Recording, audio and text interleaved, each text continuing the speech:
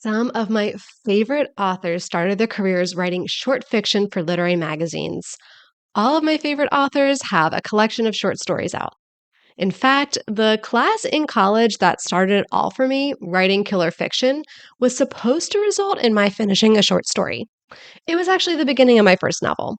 Short fiction and I have a long love hate relationship, and that I love to read and write it. Literary magazines weren't having any of it from me. Until now. Today, I'll go over the best tips and practices I employed to finally get a short story published. Stay tuned.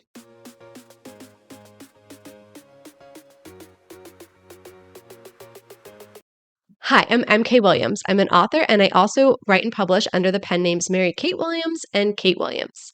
I love sharing my insights about all things books and publishing with you. Before I get into the details of today's topic, don't forget to hit subscribe. You'll be notified every week as I put out videos about publishing, making a career of being an author, and now being a mompreneur. Now, this video is for any writer, whether you are already published, either self-published or traditionally published, or if you're just starting out as a writer. For starters, any short stories of mine that you have ever read were originally submitted to literary magazines and not accepted. So I've been doing this for a while, but I was doing it all wrong. For starters, my short stories were long. Novelettes.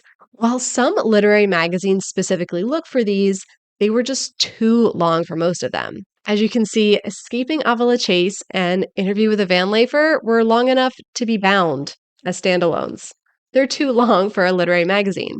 And the second issue was I was only sending to like 3 or 4 of the most prestigious literary magazines I could think of off the top of my head, getting no response and calling it a day. Not the best practice.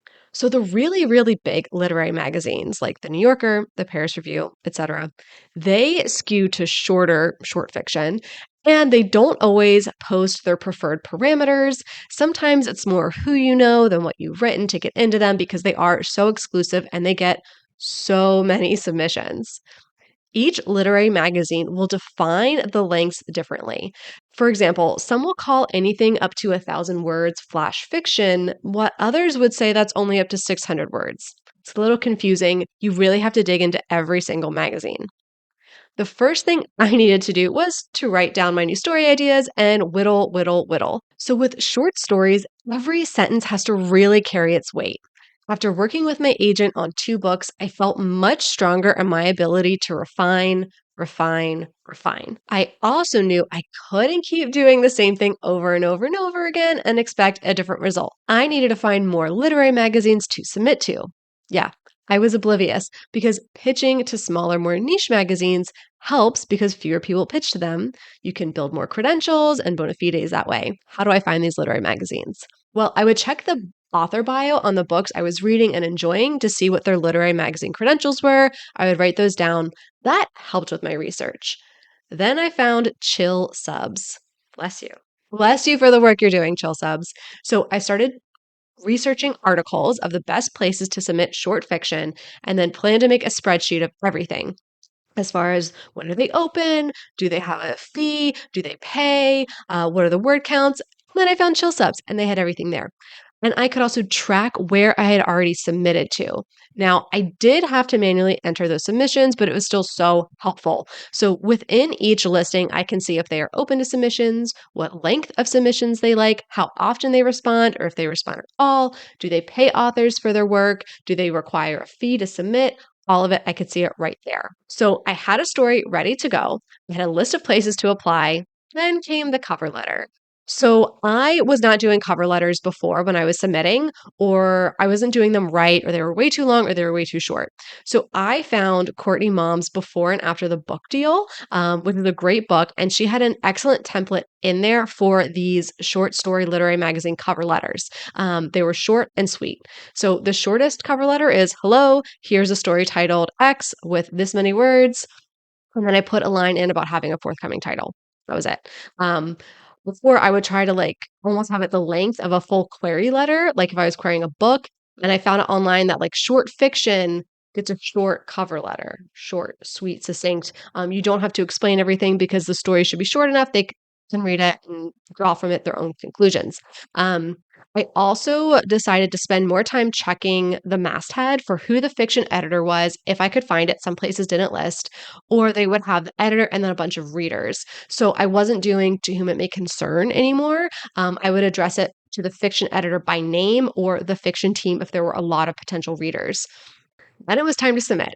So I tried to take a similar tack to what I did when I was querying agents and try to focus on the literary magazines that had a quick response time or a track record for responding quickly first, to see if I was getting just rejections. Was I getting personalized rejections? Did I need to tweak the cover letter, revise the story, etc.?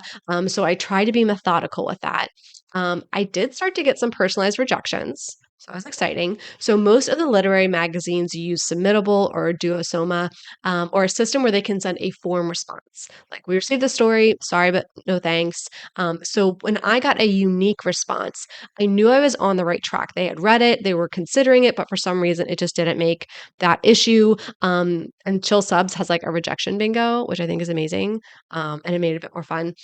Now, some rejections may have just been like, "Ooh, we didn't like that."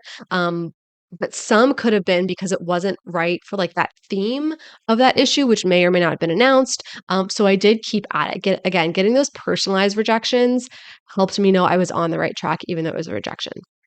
So then I read an article on LitHub that said it takes about 100 submissions to finally get a story accepted. That's a lot. Well, I was at 50 when I finally got the email with acceptance in the subject line, and I was genuinely shocked after getting so many no's or just silences.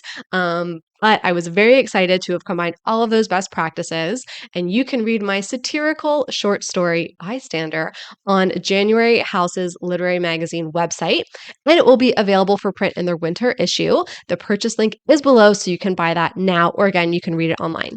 So again, some of the best resources I used were getting really serious about it and really drilling down. So Chill Subs was great, as was Duotrope, Erica Dreyfus's The Practicing Writer 2.0 Substack, as well as Authors Publish. I'm going to have links to all of those below.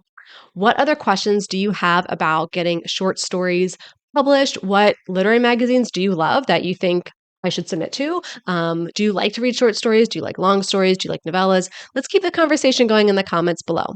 If you found this video helpful or informative, or just want to help me celebrate finally getting an acceptance, please give this video a thumbs up, hit subscribe, or maybe hit that shiny thank you button. That tells YouTube you got value from this information, and then they can get it in front of other authors and writers like us. Now you can get back to writing your story.